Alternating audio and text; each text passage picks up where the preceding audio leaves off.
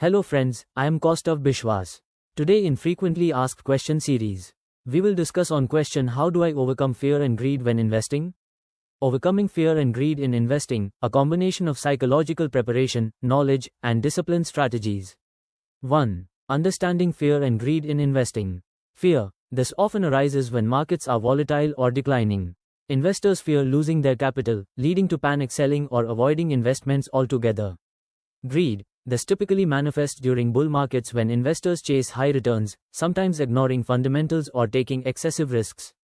2. Strategies to overcome fear. Knowledge and research. Fear often comes from uncertainty.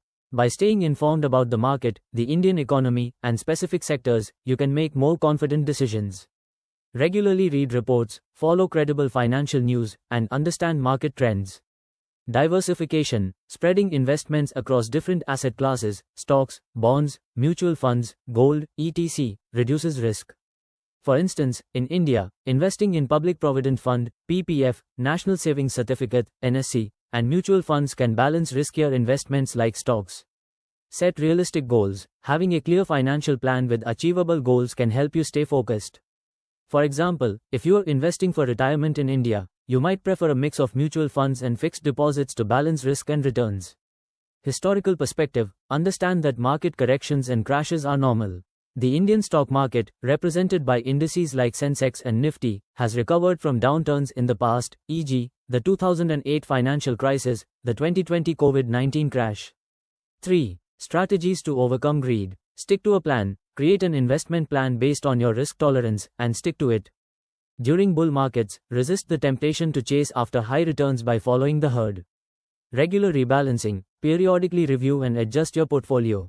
If a particular asset class, e.g., equities, grows disproportionately, rebalance by investing in underweight assets.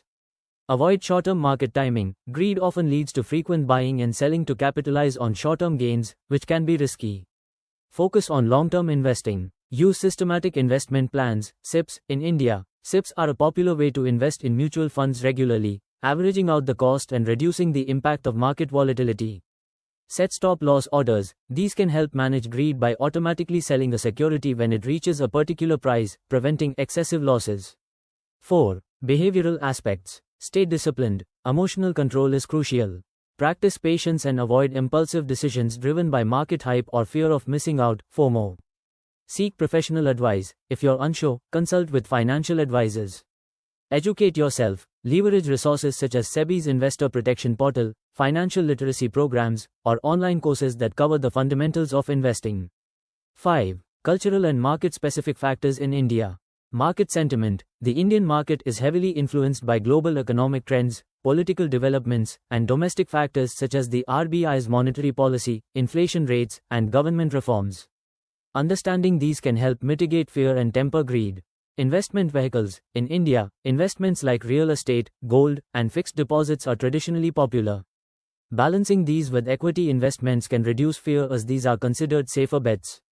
By combining these strategies with a focus on education, diversification, and disciplined investing, you can effectively manage fear and greed in the Indian market. Disclaimer: investments in the equity market are subject to market risks. It is essential to read all relevant documents carefully and thoroughly understand the risks involved before investing.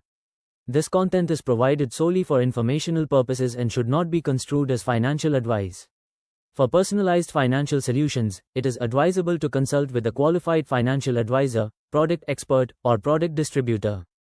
As registered financial product distributors, we do not charge any additional fees from our clients. Our remuneration is provided by the product companies. We only distributed products which comes under regulatory frameworks. This effort is aimed at knowledge sharing, and we do not claim the completeness or accuracy of the content. Please refrain from making investment decisions based solely on this information.